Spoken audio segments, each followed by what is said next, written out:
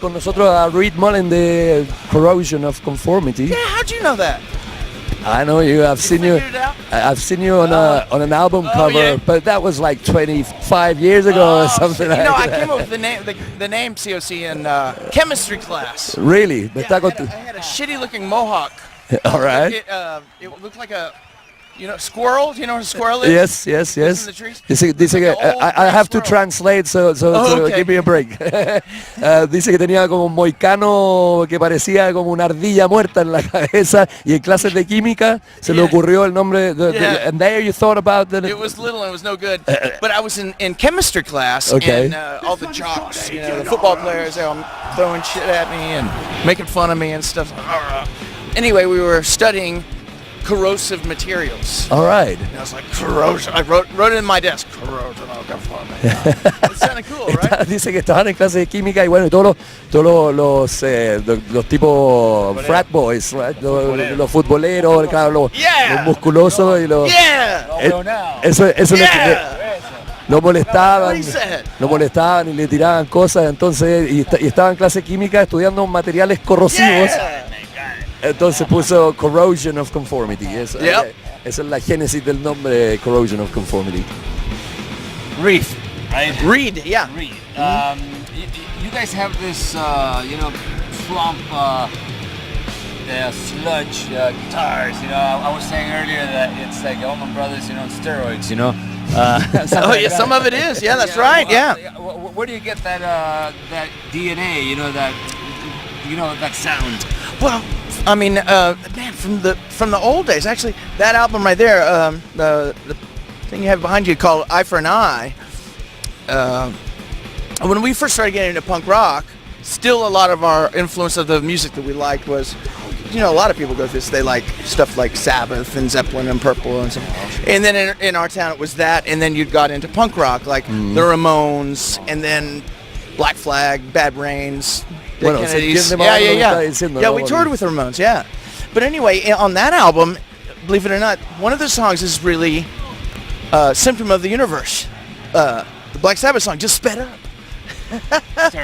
Yeah, and we, so even back then, that came out in 1983, we were into combining those sounds. I don't know if you call it crossover, but I mean, it's commonplace now, but in the old days, you had punk and you had metal. And they were separated. And, we liked both. So we became friends with the dudes in Metallica and Slayer and all that kind of stuff. You know what I mean? Because when we were starting and we first doing that, the idea of making money, the kind of music we did, you couldn't make shit. Dice que cuando empezaron a tocar, no existía la noción todavía de ganar dinero con esto. Bueno, y resumiendo un poquito lo que venía diciendo es que les gustaba cuando comenzaron, cuando hicieron este disco que se llama Eye for an Eye, les gustaba el rock más clásico como Black Sabbath, como Led Zeppelin, pero después les empezó a gustar también el punk de los Ramones, por ejemplo. Ramones and then Black Flag. Black Flag y todo eso, entonces les gustaba el metal y les gustaba el punk, entonces lo juntaron y en ese tiempo se llamó Crossover. Pero what he said, like our very first tour of touring around, we toured with Suicidal Tendencies on their first tour with Psycho Michael. Oh, that's Suicidal on that tour. Suicidal had a friend of theirs. The only reason they brought him on tour was because Mike Muir could get this guy to do anything. He was just there for comedy, just for laughs. His name was Mooney. And so, Psycho Michael would say, "Mooney, eat that slug." I'm gonna go, "Okay." Let me translate and this. Give him $1 for eating a slug. $1. Estaba contando que su primera gira como Corrosion of Conformity fue la primera gira también de los Suicidal Tendencies, y que llevaron a un tipo que no hacía nada en la gira, estaba para divertir a la gente, y que Mike Muir le decía, cómete un gusano, y este weón iba y se comía el gusano y le daban $1 por $1. That was his only job, to eat slugs. the court jester. How was the show, man? What do you think of the audience? Oh, it was great. It was fun. Yeah. And, we got to play with Pepper, which was really fun. Pimiento. Pimiento, sí. Yeah. Sargento Pimiento. Le gustó harto. So that was cool. Actually, I wish we could have played a couple more songs with them, but No, the time is short. We might invade their stage tonight as they're playing.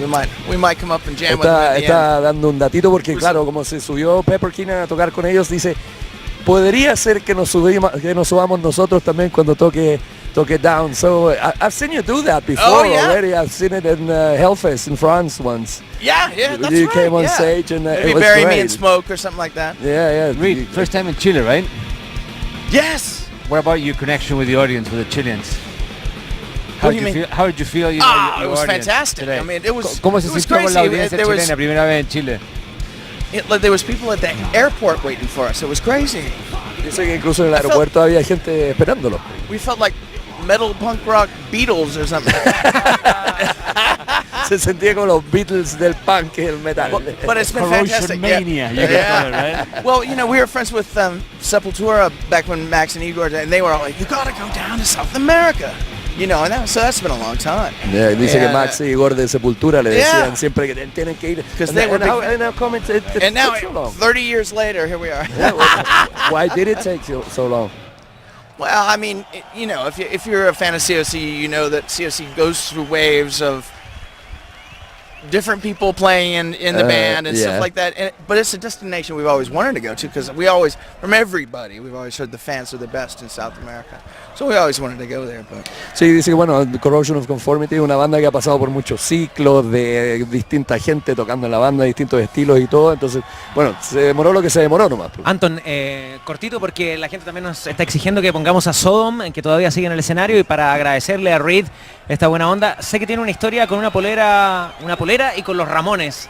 A ver si la puede contar. They're asking me to ask you about some story about a Ramones t-shirt or something like that. Oh, the Ramones? Yeah.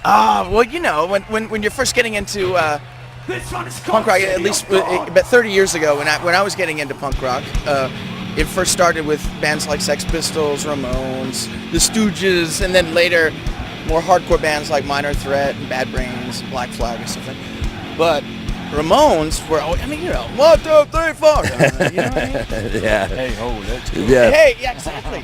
Well, we used to play CBGBs a lot in New York City. We play the Sunday hardcore matinees, and they're always great shows. I mean, just fantastic. Shithole club, just awful, but it smelled awful, but the shows were always great. So anyway, we did one of those Sunday matinees. Yeah, and outside of the club, right after we were done, there's this giant man. He must have been 6'5". He goes, "Look, nice show, man." God damn, that's Joey Ramone. Ah! So I ran back inside, and I got a C.O.C shirt, and gave it to him, and I was like, "Oh, man, I loved you for a long time." Not love, but love. And believe it or not, the next month, I was watching MTV, and they were debuting the new Ramones video, and he was wearing that shirt. He's wearing the C.O.C shirt. Muy buena historia, muy buena historia.